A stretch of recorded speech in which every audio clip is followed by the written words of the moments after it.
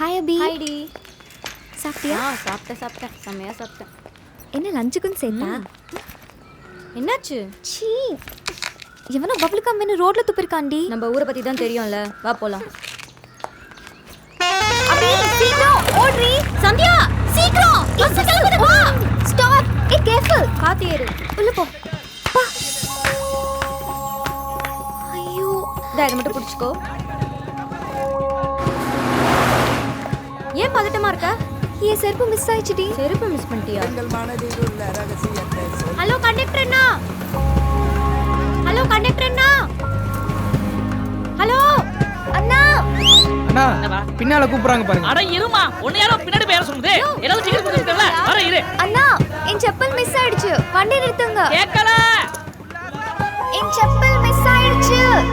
அண்ணா அவங்க செப்பல் மிஸ் ஆயிடுச்சாண்ணா.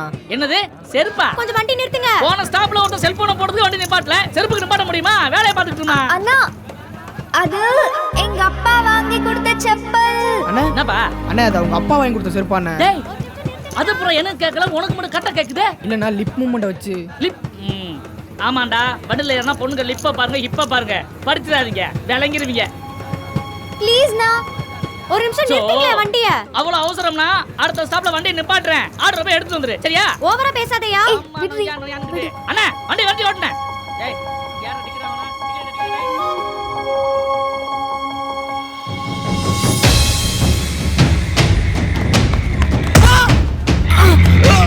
வீல்ல மாட்டிக்கடா பாருடா. Just miss. இல்லடா வெளிய தான வேண்டாம். தப்பிச்சடா. சரி விட்ரி, போனா போட்டும்.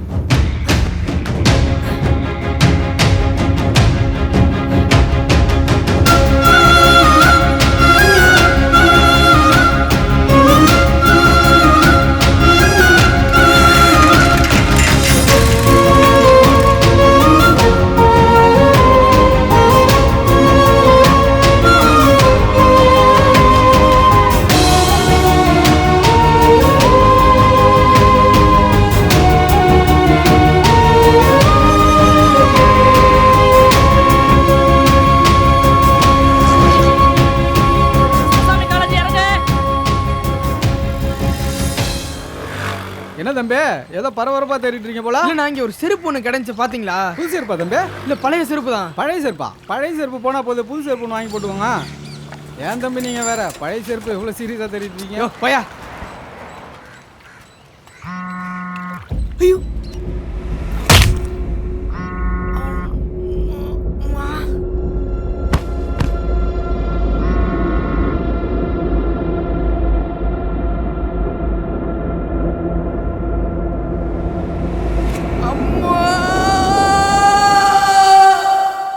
Medical miracle. ஏது நீங்க டாக்டர் ஆனதா? இது சில டைம் உண்மையை சொல்லுவேன். ஃபோராம்ல ஒரு சின்ன ஃப்ராக்சர் ஏற்பட்டிருக்கு. சின்ன பிராக்சர் தானா? ஏன் பெருசாக எதிர்பார்த்தியோ? இல்லை, அவன் கத்த பார்த்தா அவன் கையே வெட்டி எடுத்துருப்பேன்னு பார்த்தேன். அவன் ஓப்பனிங்கில் ஓவர் பில்டப் பண்ணுறானே. நான் வந்துட்டேன்ல, கண்ட்ரோல் பண்ணுறேன். தம்பி நீங்கள் ஒன்றும் கவலைப்படாதீங்க, கட்டு போடுறேன். எண்ணி 30 நாள்ல சரியா போயிடும். 10 நாளைக்கு ஒரு கட்டுன்னு 3 கட்டு போடுறேன். ஐயோ பாத்து சார். 3வது கட்டு பிரிக்கிறப்போ சார் பாத்து முழுசா சரியா போயிடும். சாந்தி. Yes doctor. சாந்தியா? சொல்லுங்க டாக்டர். இந்த பாடடைஞ்ச ஹாஸ்பிட்டல்ல இப்படி ஒரு நர்ஸா? Thanks doctor. ஃப்ராக்சர் கரெக்ட் பண்ணியிருக்கேன். ஒரு மாவு கட்டு போடுமா? ஓகே டாக்டர், போட்டுடுறேன். தம்பி தம்பி நாயா சொல்லுங்க டாக்டர். இவருக்கு நீங்கள் என்ன வேணும்? நானும் அவனும் ரொம்ப க்ளோஸ் ஃப்ரெண்ட்லாம் கிடையாது. அவன் என் சிசை பிள்ளை தான். இப்போ உங்களுக்கு என்ன வேணும்? பீஸ் எவ்வளோ ஆச்சு சொல்லுங்க. ஃபீஸா? இன்னைக்கு இந்த ஃபேஸ் வேல்யூ வெளியில தெரியறதுக்கு காரணமே இவங்க அம்மா வெத்தலசாமி தான். இன்னைக்கு டாக்டர் சத்தியமங்கலம் மகேந்திரன் தேடி எல்லாரும் ஓடி வராங்கன்னா அது காரணம் இந்த வெத்தலசாமி தான். காட்டுங்க. உங்களோட தீவிர பக்தன்னா. இது நம்ம சிசையனோட அம்மா ஆச்சே.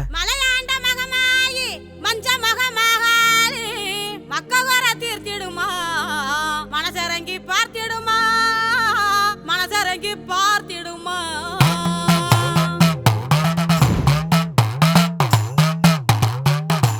நாவில் வந்து நில்லம்மா, நல்ல ஊரி சொல்லம்மா. நம்பி வந்த மக்களுக்கு நல்ல வழி காட்டம்மா. நாவில் வந்து நில்லம்மா.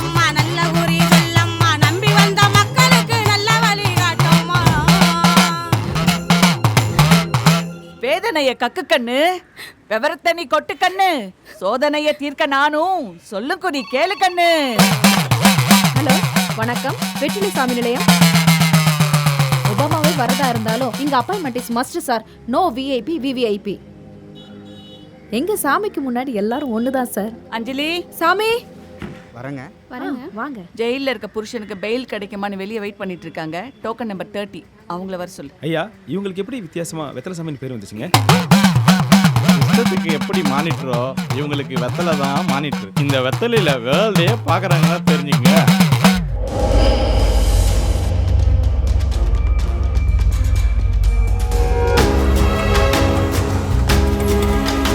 இன்று அதிகாலையில் சிரியாவில் தீவிரவாதிகளால் கடத்தப்பட்ட வெளிநாட்டவர்களில் ஒருவர் கடலூரைச் சேர்ந்த திரு மோகன்ராஜ். இவர் கடந்த 9 ஆண்டுகளாக சிரியாவில் இன்ஜினியராக பணியாற்றி வருகிறார். இவருக்கு பாரதி என்ற மனைவியும் சந்தியா என்கிற ஒரு மகளும் உள்ளனர். இதுவரை சிரியாவில் தீவிரவாதிகளால் 60க்கும் மேற்பட்ட வெளிநாட்டவர் கடத்தப்பட்டுள்ளார்கள் என்றும் அவர்களில் ஒருவர் கூட நிலையில் தீவிரவாதிகளால் கடத்தப்பட்ட மோகன்ராஜ் உள்ளிட்ட அனைவரும் உயிருடன் உள்ளனரா அல்லது வழக்கம் போல் தீவிரவாதிகளால் கொல்லப்பட்டனரா என்பது கேள்விக்குறியாக உள்ளது.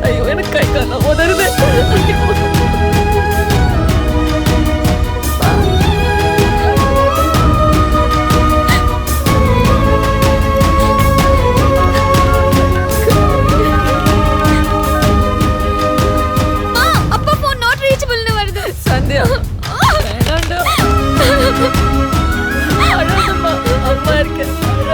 مكالمتك لا تتم حسب الطريقة التي استعملتها. فضلا تأكد من الرقم الصحيح.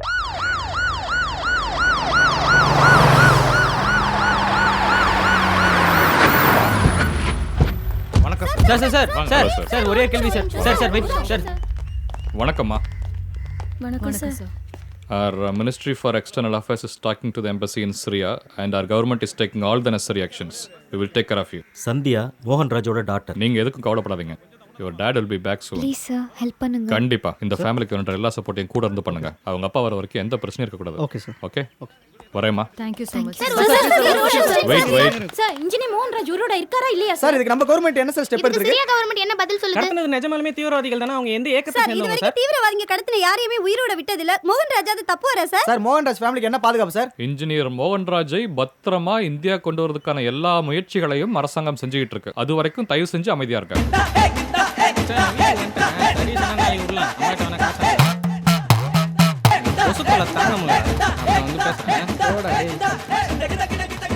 என் ஹஸ்பண்ட் 9 வருஷமா சிரியால ஒர்க் பண்றாரு. ரொம்ப நல்லவர். என் மேலயும் என் பொண்ணு மேலயும் அளவு கடந்த பாசம் வச்சிருக்காரு. இப்ப கூட ஒரு 6 மாசத்துக்கு முன்னாடி ஊருக்கு வந்துட்டு தான் போனாரு.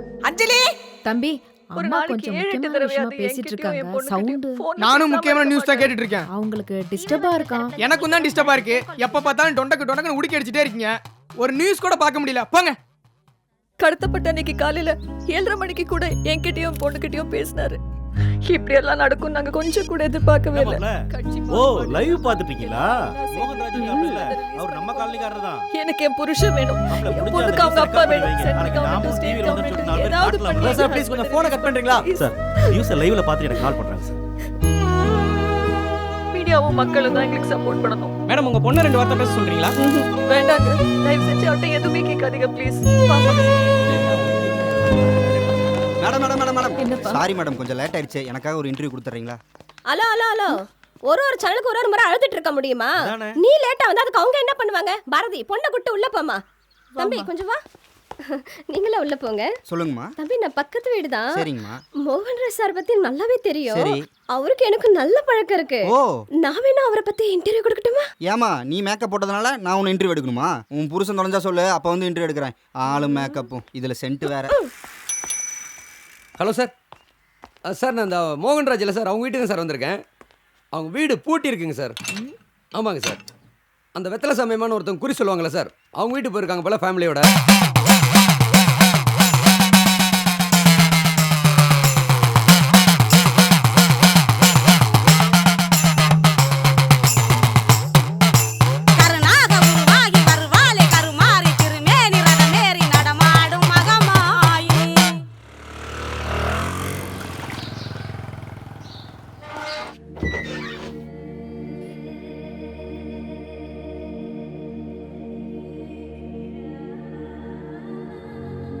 உங்க அப்பாவை தீவிரவாதிகள் கடத்தின அதே நாள் அதே நேரத்துல உனக்கு ஒரு சிம்டம் காமிச்சிருக்கணுமே. தெரியலம்மா. நல்லா யோசிச்சு பாரு.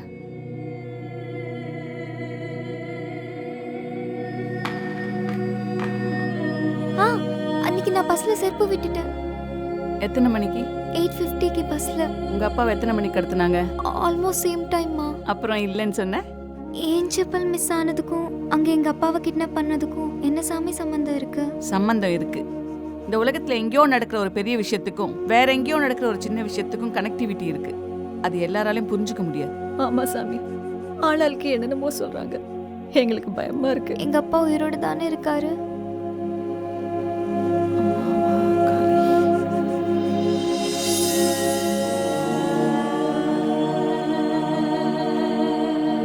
உங்க அப்பா உயிரோட தாம்மா இருக்காரு. அவரை ஒரு இடத்துல அடைச்சு வச்சிருக்காங்க. நான் என் உள்ளங்கையிலேயே உலகத்தை சுத்தி வந்துடுவேன். நீ அங்கெல்லாம் போகணுன்னா பாஸ்போர்ட் விசா வேணும். சாமி, நிஜமாவே எங்க அப்பாவை நீங்க பாத்தீங்களா? இங்க வா, உட்கார். உன் பேர் என்னடா கண்ணா? சந்தியா. என்ன படிக்கிற? BBA final year. அப்பான்னா ரொம்ப பிடிக்கும். அவங்க அப்பான்னா அவளுக்கு ரொம்ப உயிர். அவரும் அப்படிதான். ஒரு செருப்பு தொலைஞ்சிருச்சு, இன்னொன்னு அதை அப்போவே பஸ்லயே விட்டுட்டேன். அங்கதான் தப்பு பண்ணிட்ட. அது யார் வாங்கி கொடுத்தது? அப்பாதான். உங்க அப்பாக்கு வந்த கண்டத்தை அந்த செருப்பு தான் தடுத்துச்சு. புரியலமா. அந்த செருப்பை நீ திரும்பவும் பார்க்கணும். அது எப்படி? அது மிஸ் பண்ணியே 4 நாள் ஆச்சு. அதை பத்தி நீ கவலைப்படாத, நான் பாத்துக்கிறேன். அந்த செருப்பை உன் கண்ணுல காட்ட வேண்டியது என்னோட வேலை, சரியா? ஆனா அதுக்கு முன்னாடி நீ ஒண்ணு செய்யணும். சொல்லுங்க சாமி. 7 நாளைக்கு 7 பேருக்கு தயிர் சாதம் கொடுக்கணும். முக்கியமா அந்த 7 பேருமே ஹேண்டிகேப்டா இருக்கணும். சரிமா. சமைக்க தெரியும்ல? செய்வேன். அதை உன் கையால செஞ்சு கொடுக்கணும். நான் சொன்னபடி இந்த 7 நாள் பரிகாரம் பண்ணிட்டு நீ என்ன வந்து பாரு. அதுக்குள்ள உங்க அப்பாவை பத்தி ஒரு நல்ல மெசேஜ் வரும்.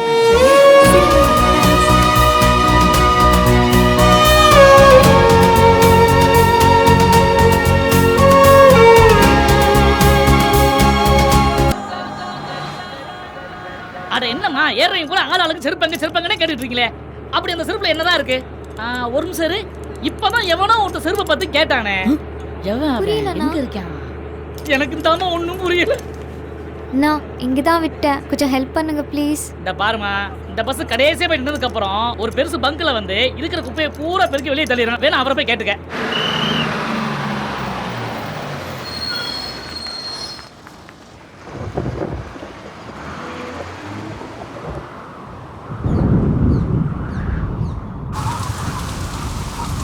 ஐயா, ஒரு 4 நாளைக்கு முன்னாடி இதே மாதிரி கூட்டிகிட்டு இருக்கப்போ ஒரு லேடிஸ் இருப்பீங்கயா, ரோஸ் கலரில் இருக்கும். இந்த வாரெல்லாம் கூட வளைஞ்சிருக்கும், பார்த்தீங்களா? தம்பி, பஸ்ஸை க்ளீன் பண்ணுறப்போ சில சமயம் பர்ஸு கிரிசு கிடைக்கும். காலி பர்ஸாக தான் மேனேஜர்கிட்ட கொடுத்துருவேன். காசு உள்ள பர்ஸாக இருந்தால் என் பொண்டாட்டிகிட்ட கொடுத்துருவேன். இது ஒத்த செருப்பு. அதை வாரி குப்பையில் போட்டப்பா. அந்த குப்பை தொட்டி எங்கேயா இருக்குது? குப்பை தொட்டி அங்கேயே தான் இருக்கு. ஆனால் தினம் குப்பை அள்ளிடுறாங்கல்ல. தம்பி சொல்லுங்கய்யா. குப்பை தொட்டிக்கு தானே போகிற நீ? அப்படியே இந்த குப்பையை அதில் போட்டுரு.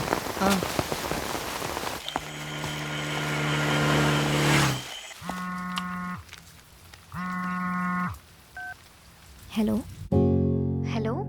ஹலோ, சந்தியாங்களா? ஆமா, சொல்லுங்க. வெத்தலைசாமி வீட்டிலேருந்து பேசுகிறோம். சொல்லுங்க. இல்லை, அம்மா கால் பண்ண சொல்லியிருந்தாங்க. நீங்கள் செருப்பு தேடி போறீங்களாமே? ஆமா, சாமி தான் சொன்னாங்க, அதனால போனேன். இல்லை, நீங்கள் செருப்பு தேடி போவேணாமா? அதுவா உங்கள் கண்ணில் தென்படுமா? ஓ அப்படியா? எங்க அப்பாவை பத்தி ஏதாவது சொன்னாங்களா? சொன்னாங்க. என்ன சொன்னாங்க? கவலைப்படாம இருக்க சொன்னாங்க. நீங்க யாரு? நான் சாமியோட டிவோட்டி தான். ஓ, அப்புறம் வேற என்ன சொன்னாங்க? ஆனா நீங்க இனிமே செருப்பை தேடி போவே வேணாமா? சரிங்க, நான் போகல. ஆனா சாமி கிட்ட சொல்லுங்க, நான் அவங்கள தான் நம்பியிருக்கேன்னு. ப்ளீஸுங்க. பாய்.